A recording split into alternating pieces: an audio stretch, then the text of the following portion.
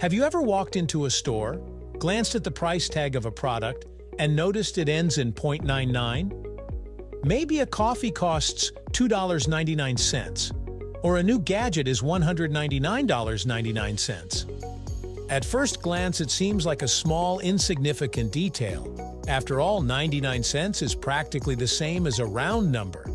But the truth is, there's a fascinating blend of psychology, history, and retail strategy behind this simple pricing. And once you understand why, you'll never look at a price tag the same way again. So why do some prices end in .99? Let's find out, right here on History of Simple Things.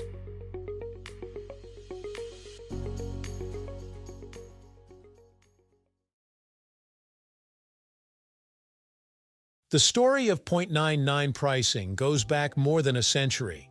Its roots can be traced to the late 19th and early 20th centuries, during a time when cash registers were becoming commonplace in retail stores. The earliest evidence comes from a 19th century American retailer named John Wanamaker, often credited as one of the pioneers of modern retail. Wanamaker and other retailers found that pricing just below a round number, like $19.95 instead of $20, increased sales. Why does this work? The answer lies in human psychology, particularly the way our brains process numbers. When we read a price, we tend to focus on the first digit and subconsciously ignore the cents. This is called the left-digit effect. For example, if you see $1.99, your brain primarily notices the 1, not the 99 cents. In your mind, $1.99 feels closer to $1 than $2. It's a cognitive shortcut, and retailers have leveraged it for over a century. This psychological trick isn't just theory. It's backed by research. Studies in consumer behavior have consistently shown that prices ending in .99 increase sales.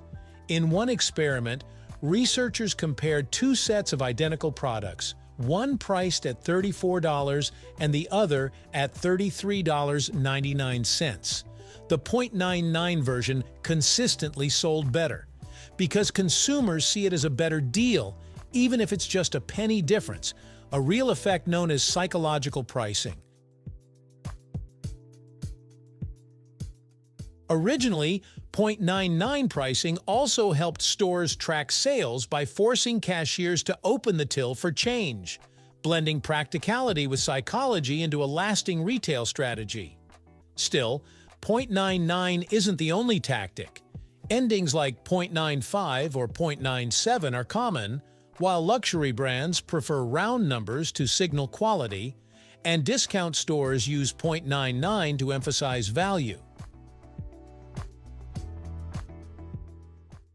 Some psychologists have suggested that the popularity of .99 pricing also has cultural and historical roots in consumer trust. In the early 20th century, pricing an item at a round number could be seen as a sneaky trick by store owners. Pricing just below a round number signaled fairness, and over time, shoppers came to associate it with bargains, a pattern that still continues today. The .99 strategy plays on our perception of value. $4.99 feels noticeably cheaper than $5, even though the difference is only a penny, so retailers use it deliberately, often pairing it with promotions to strengthen the sense of a bargain. The tactic has also expanded into online stores and app platforms, and although it's now so common that many barely notice it, research shows it still subtly influences purchasing decisions.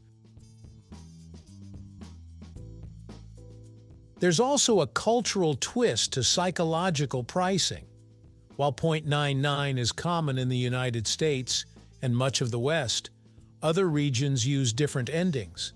Japan often favors prices ending in 8 for luck, and some European countries prefer 0.95 or other precise figures to signal value. Although some say 0.99 pricing is outdated in the digital age, research shows it still outperforms round numbers, proving its subtle psychological pull remains effective.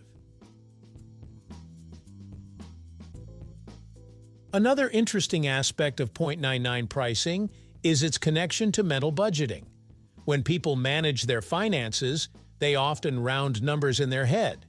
Seeing $9.99 instead of $10 can make a difference in how the expense is mentally categorized. It feels smaller, less significant, and easier to justify. In a way, that single penny can tip the balance between deciding to buy or walk away. It's also worth noting that 0.99 pricing has a subtle emotional effect. Beyond the numbers, it creates a sense of satisfaction in the shopper. People enjoy the feeling of getting a bargain, even a tiny one. That psychological reward reinforces buying behavior.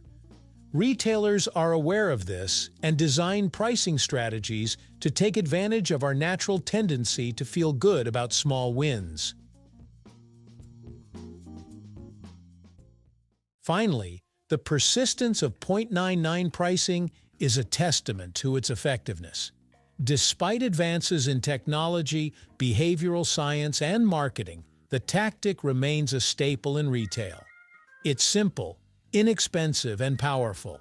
An elegant solution that combines history, psychology, and commerce into a single, effective strategy. Every time you pick up an item that costs $19.99 instead of $20, you're experiencing a phenomenon that has shaped consumer behavior for over 100 years. So the next time you notice that a price ends in 0.99, take a moment to appreciate the fascinating history and psychology behind it. It's not just a penny, it's a window into human behavior, cultural habits, and the subtle ways businesses influence our decisions. From the cash registers of the 19th century to the online marketplaces of today, 0.99 pricing is more than a number. It's a clever combination of perception, tradition, and strategy. And whether you realize it or not, it's quietly shaping how you spend your money.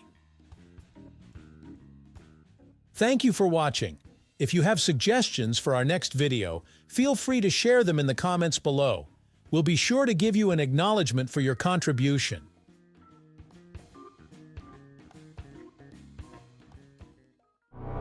Thank you for joining us on this journey through the history of simple things. Don't forget to like, subscribe, and stay tuned for more stories woven through the smallest details.